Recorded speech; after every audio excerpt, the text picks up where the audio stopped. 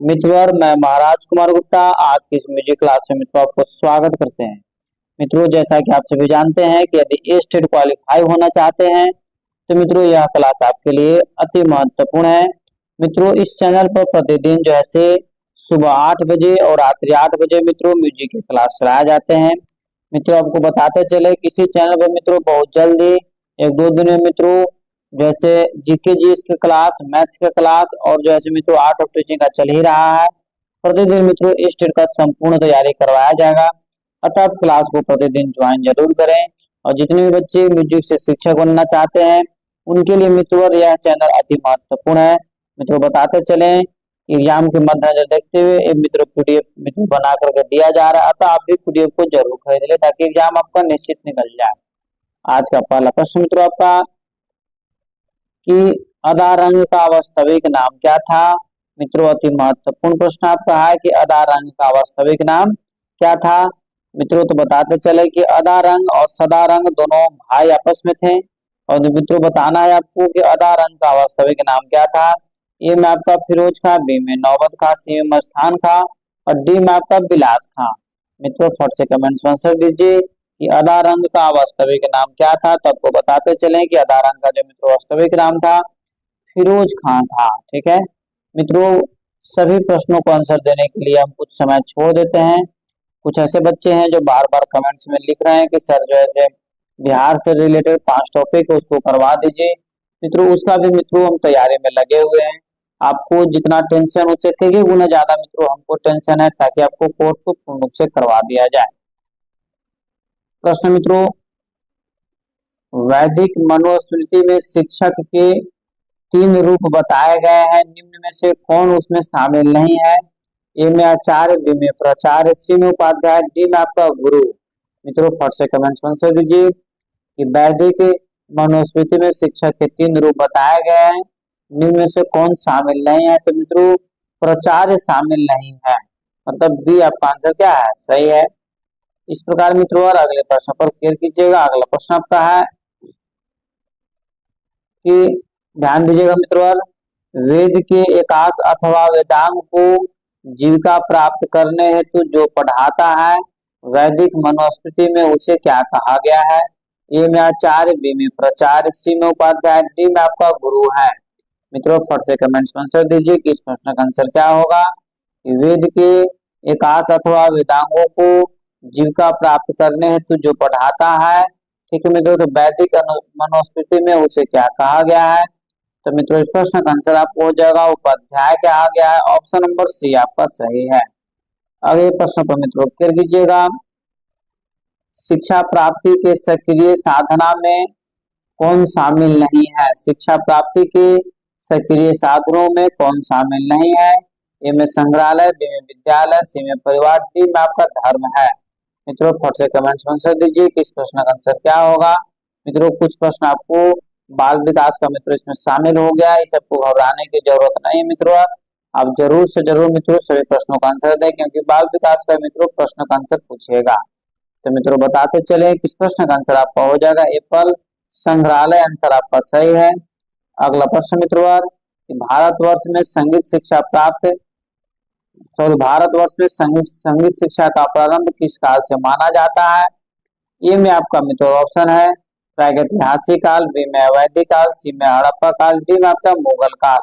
मित्रों फट से कमेंट्स में आंसर दीजिए कि भारतवर्ष में संगीत शिक्षा का प्रारंभ किस काल से माना जाता है। तो मित्रों इस प्रश्न का आंसर आपको हो जाएगा वैदिक काल। ऑप्शन नंबर बी आपका सही है। अगला प्रश्न मित्रों, संगीत कला का सर्वस्व किस पर आधारित है। संगीत कला का सर्वस्व किस पर आधारित है। ये में मित्रों आपको ऑप्शन नृत्य पर, बी में सुर पर, सी में नाद पर, डी में आपको नृत्य में से सभी पर।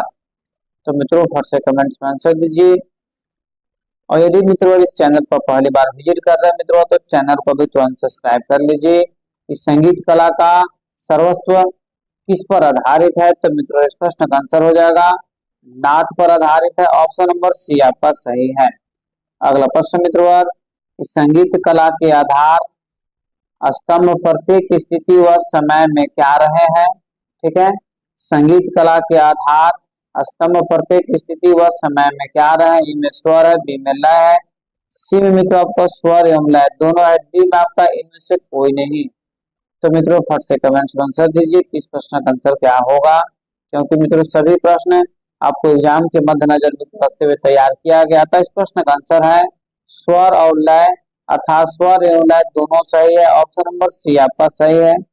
अगला प्रश्न मित्रों, वैदिक काल में किस प्रकार के संगीत का वर्णन मिलता है? वैदिक काल में किस प्रकार के संगीत का वर्णन मिलता है?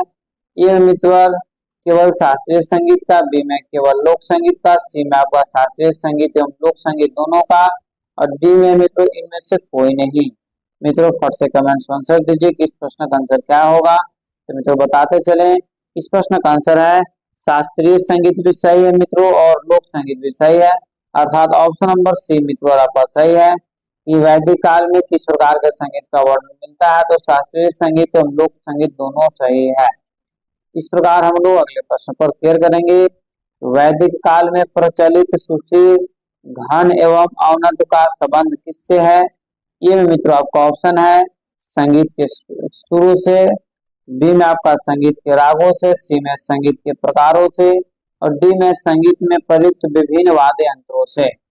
मित्रों फट से कमेंट्स में आंसर दीजिए कि इस प्रश्न का आंसर क्या होगा कि वैदिक काल में प्रचलित सुशील घन एवं अवनदवाद का संबंध किससे है। तो मित्रों हमको बताते चले कि 10 नंबर प्रश्न का आंसर आपको हो जाएगा संगीत में प्रयुक्त विभिन्न वाद्य यंत्रों से। ऑप्शन नंबर डी आपका सही है। अगला प्रश्न मित्रों, वैदिक शास्त्रीय संगीत किस नाम से प्रचलित था? ए में समूह गान, बी में साम गान, सी में लोक गान, और डी में आपका जनगान। तो मित्रों फट से कमेंट्स में आंसर दीजिए कि इस प्रश्न का आंसर क्या होगा कि वैदिक शास्त्रीय संगीत किस नाम से प्रचलित था। तो मित्रों इस प्रश्न का आंसर आपका हो जाएगा ऑप्शन नंबर बी साम गान के नाम से मित्रों प्रचलित था। इस प्रकार हम लोग अगले प्रश्न पर क्लियर करेंगे। अगला प्रश्न आपका है, इस वेद में ऋग्वेद के मंत्रों को गाने की विधि दी गई है। ये में आपका यजुर्वेद, बी में अथर्ववेद, सी में सामवेद, डी में आपको उपयुक्त में से सभी। तो मित्रों फट से कमेंट्स में आंसर दीजिए कि किस वेद में ऋग्वेद के मंत्रों को गाने की विधि दी गई है। यदि मित्रों इस प्रश्न का आंसर नहीं देते हैं तो मित्रों बहुत ही दुख की बात है, क्योंकि इस प्रश्न का आंसर मित्रों आपको 100% आना चाहिए। या फिर इसको ऐसे भी पूछ सकता है कि कौन सा ऐसा वेद है जिसे मित्रों गाना का, संगीत का मित्रों भरपूर वर्णन किया गया है। तो मित्रों क्या आंसर हो जाएगा सामवेद। ऑप्शन नंबर सी आपका मित्रों सही है। इस प्रकार हम लोग अगले प्रश्न पर क्लियर करेंगे। अगला प्रश्न आपका है, वैदिक यज्ञ के लिए किसे अनिवार्य माना जाता था? वैदिक यज्ञ के लिए मित्रों किसे अनिवार्य माना जाता था? ये में आपका मित्रों ऑप्शन है साम गान को, बी में लोक संगीत को, सी में जन गान को, डी में इनमें से कोई नहीं। तो मित्रों फट से कमेंट्स में आंसर दीजिए कि वैदिक यज्ञ के लिए किसे अनिवार्य माना जाता था। तो मित्रों इस प्रश्न का आंसर आपका हो जाएगा साम गान को मित्रों वैदिक यज्ञ के लिए अनिवार्य माना गया है। ऑप्शन नंबर एप्पल आपका सही है। इस प्रकार मित्रों अगले प्रश्न पर फिर कीजिएगा, वैदिक काल में प्रचलित सप्त विधि क्या थी? मित्रों फटाफट कमेंट्स में आंसर दिया कीजिए कि वैदिक काल में प्रचलित सप्त विधि क्या थी। ये में आपका है 7 सोपानों में साम गान की निष्पत्ति, और बी में है संगीत के 7 स्वर, सी में संगीत के 7 सुर, डी में आपका है 7 प्रकार की संगीत विद्या। तो मित्रों फट से कमेंट्स में आंसर दीजिए और बताइए कि इस प्रश्न का आंसर क्या होगा, क्योंकि मित्रों सभी प्रश्न आपके एग्जाम के लिए महत्वपूर्ण है। तो मित्रों इस प्रश्न का आंसर आपका हो जाएगा एप्पल, मतलब 7 सोपानों में साम गान की निष्पत्ति। ठीक है, इस प्रकार मित्रों अगले प्रश्न पर हम लोग क्लियर करेंगे कि सामान्यतः वैदिक साहित्य में साम प्रशिक्षण के किन रूप के प्रचलित होने का संकेत मिलता है। ए में आपका मित्रों ऑप्शन है पिता पुत्र के रूप में, बी में गुरु शिष्य परंपरा के रूप में, सी में गुरुकुल में जाकर शिक्षा ग्रहण करना, और डी में मित्रों उपयुक्त में से सभी सही है। मित्रों फट से कमेंट्स में आंसर दीजिए कि इस प्रश्न का आंसर क्या होगा।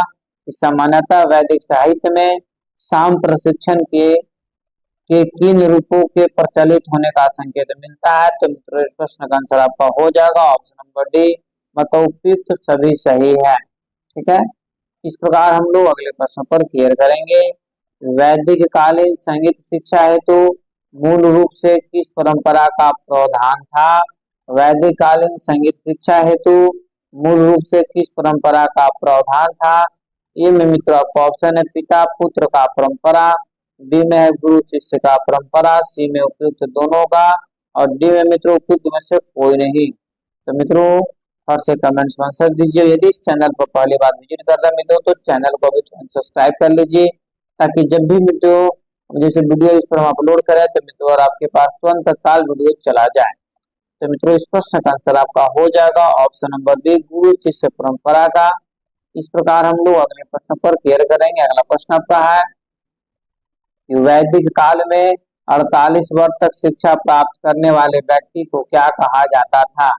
वैदिक काल में 48 वर्ष तक शिक्षा प्राप्त करने वाले व्यक्ति को क्या कहा जाता था? ए में स्नातक, बी में वसु, सी में आदित्य, सी डी में आपका रुद्र है। मित्रों फर्स्ट से कमेंट्स में आंसर दीजिए कि वैदिक काल में 48 वर्ष तक शिक्षा प्राप्त करने वाले व्यक्ति को क्या कहा जाता था? तो मित्रों इस प्रश्न का आंसर आपका हो जाएगा ऑप्शन नंबर सी, आदित्य कहा जाता था। ठीक है, इस प्रकार हम लोग अगले प्रश्न पर क्लियर करेंगे। अगला प्रश्न आपका है वैदिक काल में 36 वर्ष तक शिक्षा प्राप्त करने वाले व्यक्ति को क्या कहा जाता था? वैदिक काल में मित्रों 36 वर्ष तक शिक्षा प्राप्त करने वाले व्यक्ति को क्या कहा जाता था? ए में स्नातक, बी में वसु, सी में आदित्य, डी में आपका रुद्र है। मित्रों अभी तुरंत आपको बताए थे कि जो 48 वर्ष तक मित्रों शिक्षा प्राप्त करेगा उसे आदित्य बोला जाता था, परंतु जो व्यक्ति 36 वर्षों तक मित्रों शिक्षा का अध्ययन करता है उसे मित्रों रुद्र कहा गया है। ऑप्शन नंबर डी आपका सही है। मित्रों ऐसे ऐसे प्रश्न आने का उम्मीद बहुत ज्यादा रहता है, अतः आप क्लास को प्रतिदिन जरूर ज्वाइन करें और कमेंट से मित्रों अपना प्रतिक्रिया जरूर दें, ताकि आपको यह पता चल सकेगा कि आपके द्वारा तैयारी किया गया कितने चरम सीमा पर है। मित्रों प्रश्न आपका है वैदिक कालीन शिक्षा प्रणाली के संबंध में क्या असत्य है? ए में आपका मित्रों ऑप्शन है निःशुल्क शिक्षा की व्यवस्था थी, बी में परीक्षा की कठोर व्यवस्था थी, सी में मित्रों आपका ऑप्शन है गुरु ऋण से उन्मुक्त होने हेतु शिक्षण कार्य निःशुल्क किया जाता था, और डी में मित्रों विद्यार्थी का उद्देश्य परीक्षा उत्तीर्ण करना न होकर ज्ञान प्राप्त करना होता था। मित्रों अति महत्वपूर्ण प्रश्न है कि वैदिक कालीन शिक्षा प्रणाली के संबंध में क्या असत्य है? तो मित्रों इस प्रश्न का आंसर आपको हो जाएगा ऑप्शन नंबर बी, मतलब परीक्षा की कठोर व्यवस्था थी। ठीक है, इस प्रकार हम लोग अगले प्रश्न पर क्लियर करेंगे। अगला प्रश्न आपका है निम्न में से किस ग्रंथ को वैदिक काल का सांगीतिक ग्रंथ माना जाता है? ए में आपका सामवेद, बी में मुंडकोपनिषद, सी में यजुर्वेद, डी में आपका अरण्यक है। तो मित्रों फट से कमेंट्स में आंसर दीजिए कि निम्न में से किस ग्रंथ को वैदिक काल का सांगीतिक ग्रंथ माना जाता है? तो मित्रों इस प्रश्न का आंसर आपका हो जाएगा सामवेद को इक्वल आंसर आपका सही है। मित्रों और अगला प्रश्न आपका है नारदीय शिक्षा में स्वर उच्चारण के कितने स्थान बताए गए हैं? नारदीय शिक्षा में स्वर उच्चारण के कितने स्थान बताए गए हैं? ए में आपका 2 है, बी में 3 है, सी में 4 है, डी में आपका 5 है। मित्रों फट से कमेंट्स में आंसर दीजिए कि नारदीय शिक्षा में स्वर उच्चारण के कितने स्थान बताए गए हैं। तो मित्रों इस प्रश्न का आंसर यदि आपको याद है तो कमेंट से मित्रों जरूर आंसर दें, और गलती होने से मित्रों घबराने की कोई जरूरत नहीं है। तो मित्रों इस प्रश्न का आंसर आपका हो जाएगा ऑप्शन नंबर बी, मतलब 3। ठीक है, ऑप्शन नंबर बी आपका मित्रों क्या है? सही है। इस प्रकार हम लोग अगले प्रश्न पर क्लियर करेंगे। अगला प्रश्न मित्रों आपका नारदीय शिक्षा के आधार पर गलत सुमेलित जोड़े को अलग करें। ठीक है, नारदीय शिक्षा के आधार पर गलत सुमेलित जोड़े को अलग करें। ये में आपका सदस्य स्वर कंठ है, बी में ऋषभ सिरिका, और सी में मित्रों आपका ऑप्शन है धैवत कंठ, डी में आपका ऑप्शन है गंधार अनुशासिक। तो मित्रों फट से कमेंट्स में आंसर दीजिए, और मित्रों आप जरूर बताइए कि इस प्रश्न का आंसर क्या होगा। नारदीय शिक्षा के आधार पर गलत सुमेलित जोड़े को अलग करें। तो मित्रों इस प्रश्न का आंसर आपका हो जाएगा ऑप्शन नंबर सी, मतलब धैवत कंठ। यही मित्रों अलग है, मतलब सुमेलित जोड़े को अलग करता है। ऑप्शन नंबर सी आपका मित्रों क्या है? सही है। इस प्रकार मित्रों और अगले प्रश्न पर क्लियर कीजिएगा। स्वर गान से जो स्वर ऊपर या नीचे हो जाता है उसे सामगान में किसकी संज्ञा दी जाती है? निस्वर का, अस्वर का, सस्वर का या विस्वर का? मित्रों बताइए कि स्वर गान से जो स्वर ऊपर या नीचे हो जाता है उसे सामगान में किसकी संज्ञा दी जाती है? मित्रों इस प्रश्न का आंसर आपका हो जाएगा ऑप्शन नंबर डी, विस्वर का। ठीक है, विस्वर का। इस प्रकार हम लोग अगले प्रश्न पर क्लियर करेंगे कि शिक्षा देते व प्राप्त करते समय प्रदर्शन के वक्त विलंबित लय में किसका प्रयोग करना चाहिए? ए में आपका मित्रों ऑप्शन है द्रुत वृत्ति का, बी में मध्य वृत्ति का, सी में उपयुक्त में से दोनों, डी में इनमें से कोई नहीं। मित्रों फट से कमेंट में आंसर दीजिए। शिक्षा देते व प्राप्त करते समय प्रदर्शन के वक्त विलंबित लय में किसका प्रयोग करना चाहिए? तो मित्रों इस प्रश्न का आंसर आपका हो जाएगा ऑप्शन नंबर बी, मध्य वृत्ति का। इस प्रकार मित्रों और अगले प्रश्न पर हम लोग क्लियर करेंगे। अगला प्रश्न मित्रों, गंधर्व विद्या का सबसे महत्वपूर्ण अंग क्या है? ए में स्वर स्थान, बी में राग, सी में गायन समय, डी में आपको उपयुक्त में से सभी सही है। मित्रों फट से कमेंट्स में आंसर दीजिए कि गंधर्व विद्या का सबसे महत्वपूर्ण अंग क्या है? तो मित्रों बताते चले कि इस प्रश्न का आंसर आपका हो जाएगा ऑप्शन नंबर डी, उपयुक्त में से सभी सही है। अगला प्रश्न मित्रों, सामगान के संबंध में क्या सत्य है? ये में आपका ऑप्शन है प्रातः काल के समय इसे उर स्थान से नीचे स्वर में गाना चाहिए, बी में दोपहर के समय इसे कंठ से अर्थात मध्यम स्थानीय स्वर में गाना चाहिए, सी में मित्रों आपका सायंकाल के समय इसे सिर स्थान अर्थात ऊंचे स्वर में गाना चाहिए, डी में उपयुक्त में से सभी कथन सत्य है। तो मित्रों फट से बताइए कि इस प्रश्न का आंसर क्या होगा? तो मित्रों इस प्रश्न का आंसर आपका हो जाएगा ऑप्शन नंबर डी, उपयुक्त में से सभी सही है।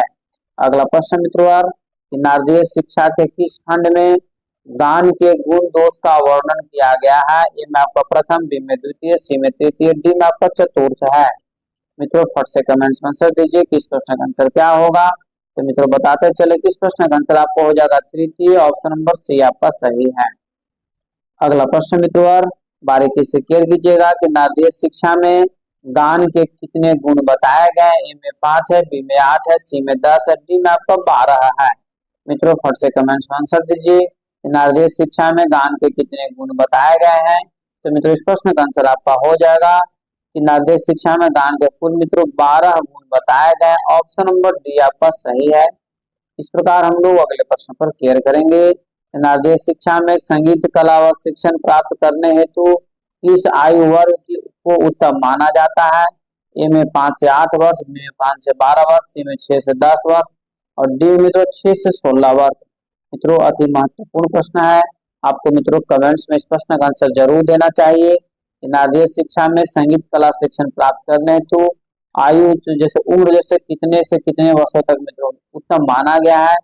तो मित्रों इस प्रश्न का आंसर हो जाएगा 6 वर्ष से 16 वर्ष, मतलब ऑप्शन नंबर डी आपका सही है। इस प्रकार अगले प्रश्न पर क्लियर कीजिएगा। महाभारत काल में इंद्र के आदेश पर अर्जुन ने किससे गायन वाद्य एवं नृत्य की शिक्षा प्राप्त की थी?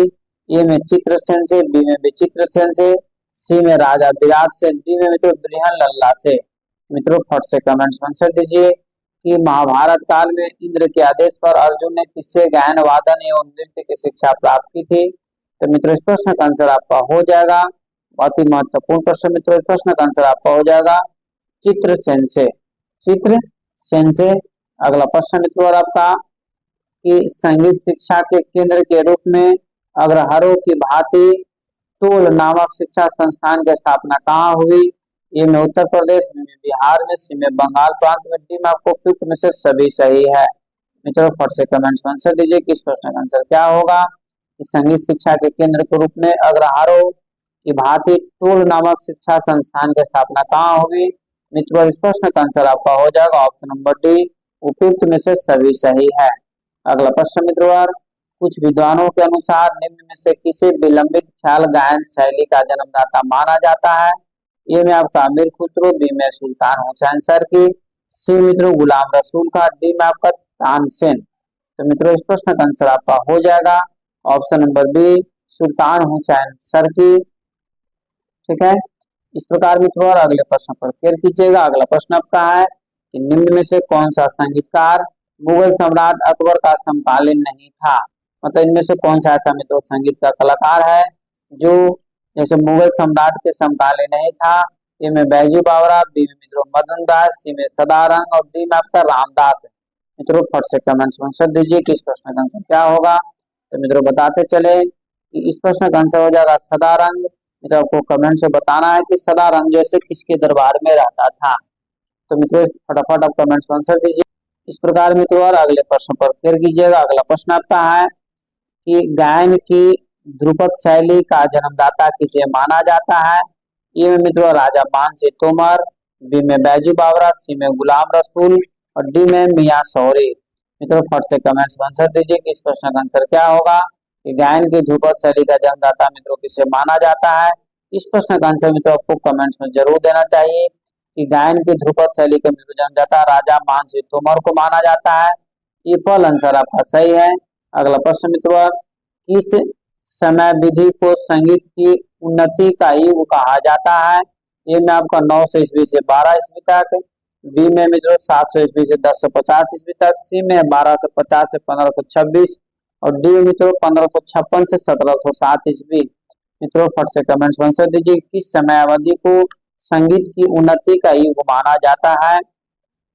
तो मित्रों इस प्रश्न का आंसर हो जाएगा 1556 से 1707 ईस्वी तक। मतलब ऑप्शन नंबर डी आपका सही है। इस प्रकार मित्रों अगले प्रश्न पर क्लियर कीजिएगा कि प्रसिद्ध ख्याल गायक सदारंग और आदारंग किस शासक के दरबार में गायक थे। ए में जहांगीर, बी में शाहजहां, सी में आपका मोहम्मद शाह रंगीला, डी में आपका राजा मानसिंह तोमर। मित्रों कुछ देर पहले हम पूछे भी थे कि सदारंग और आदारंग दोनों आपस में भाई थे और दोनों मित्रों किसके दरबार में रहते थे आपको बताना था। मित्रों यहाँ पर आपको क्वेश्चन हम डाल भी दिए हैं कि सदारंग और आदारंग मित्रों किसके दरबार में रहा करते थे। तो मित्रों मोहम्मद शाह रंगीला के दरबार में रहते थे। ऑप्शन नंबर सी आपका सही है। अगला प्रश्न मित्रों इस मुगल शासक के समय संगीत परिजात मित्रों और जैसे तथा मान कुतूहल को फारसी भाषा में अनुवाद हुआ था। ये में आपका मित्रों ऑप्शन है अकबर के शासन काल में, बी में औरंगजेब के शासन काल में, सी में शाहजहां के शासन काल में, डी मित्रों बाबर के शासन काल में।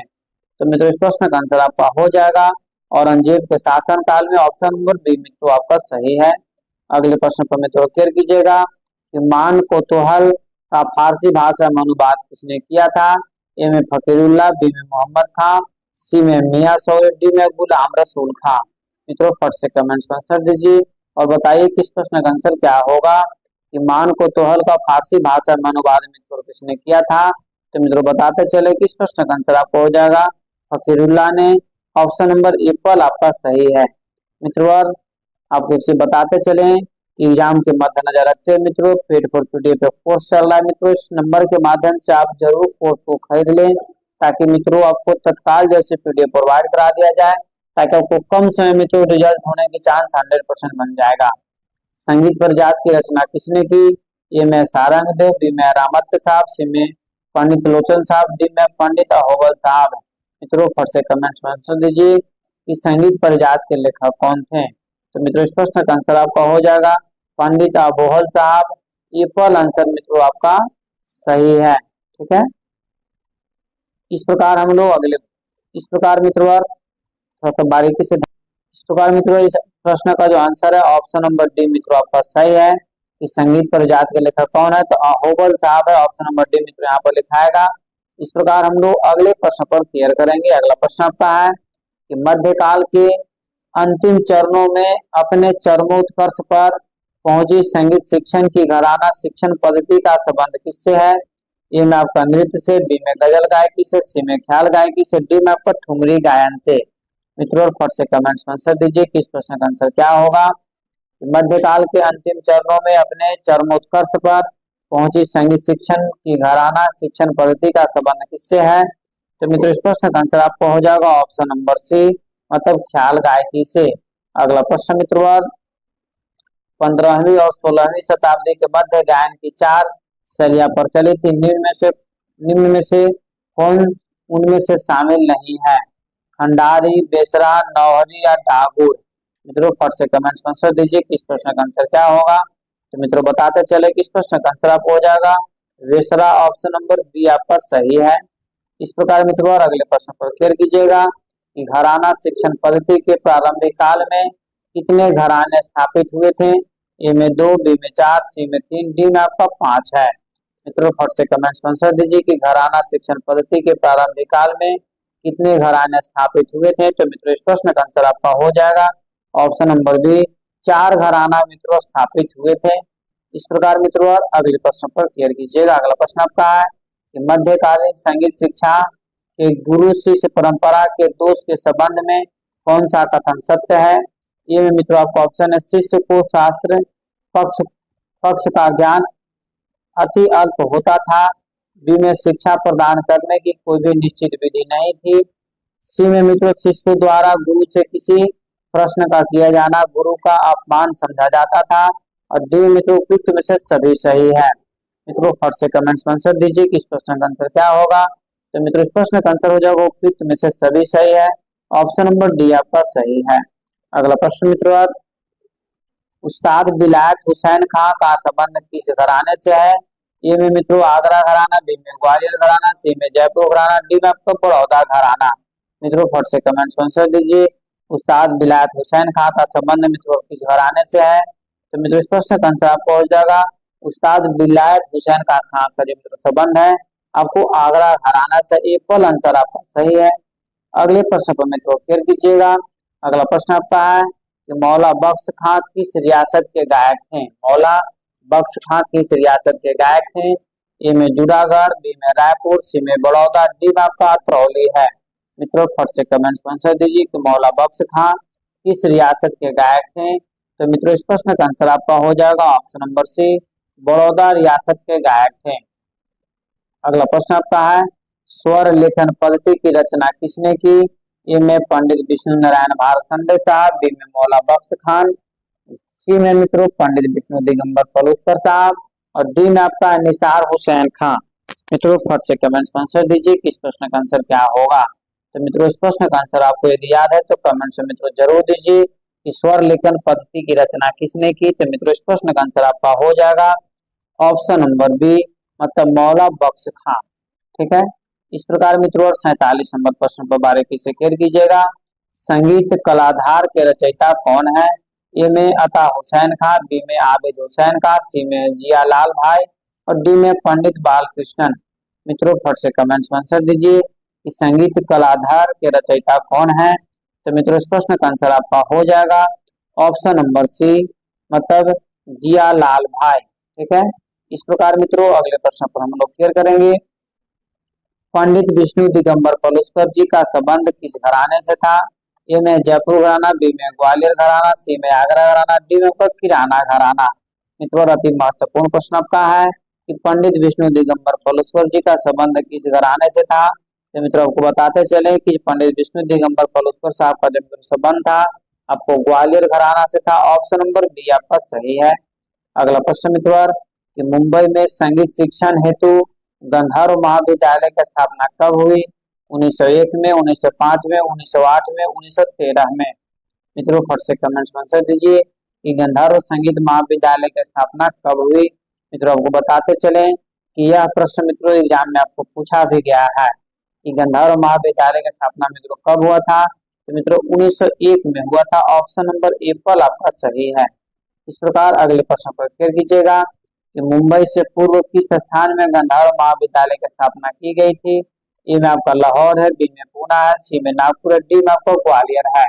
तो मित्रों फट से कमेंट्स में आंसर दीजिए कि यह प्रश्न का आंसर क्या होगा। तो मित्रों इस प्रश्न का आंसर आपका हो जाएगा लाहौर में। एप्पल आंसर आपका सही है। इस प्रकार मित्रों आज का यह अंतिम प्रश्न है कि गंधर्व महाविद्यालय की स्थापना का आश्रय किसे जाता है। ए में मित्रों आपका ऑप्शन है पंडित विष्णु दिगंबर पलूसकर साहब, बी में मौला बख्श, सी में पंडित विष्णु नारायण भारखंडे साहब, और डी में कस्बे अली खां। मित्रों फट से कमेंट्स में आंसर दीजिए कि इस प्रश्न का आंसर क्या होगा कि गंधर्व महाविद्यालय की स्थापना का श्रेय किसे जाता है। तो मित्रों इस प्रश्न का आंसर आपका हो जाएगा पंडित विष्णु दिगंबर पलूसकर साहब। ठीक है मित्रों सभी प्रश्नों का आंसर आपके समक्ष जैसे प्रस्तुत कर दिया गया है। कुल मित्रों आज एक 50 प्रश्नों का मित्रों संग्रह किया गया था। ठीक है। अतः 50 प्रश्नों का आंसर आप कमेंट्स में जरूर दे दीजिए। मित्रों इस प्रकार यदि इस चैनल पर मित्रों पहली बार विजिट कर रहे हैं मित्रों तो चैनल को सब्सक्राइब कर लीजिए, लाइक कर ले मित्रों, शेयर करें और इसे मित्रों कमेंट्स में अपना आंसर जरूर दें और इसे अपना स्टडी ग्रुप में मित्रों जरूर शेयर कर दें, ताकि जो है यह पता चल सके कि सभी लोग आगे बढ़ सके, सभी लोग आगे की ओर बढ़ सके। मित्रों पेड फॉर पीडीएफ मित्रों कोर्स चल रहा है, इस नंबर के माध्यम से आप हमसे व्हाट्सएप कर करके कॉन्टेक्ट मित्रों कर सकते हैं, ताकि आपको मित्रों संपूर्ण कोर्स आपको प्रोवाइड करवा दिया जाए।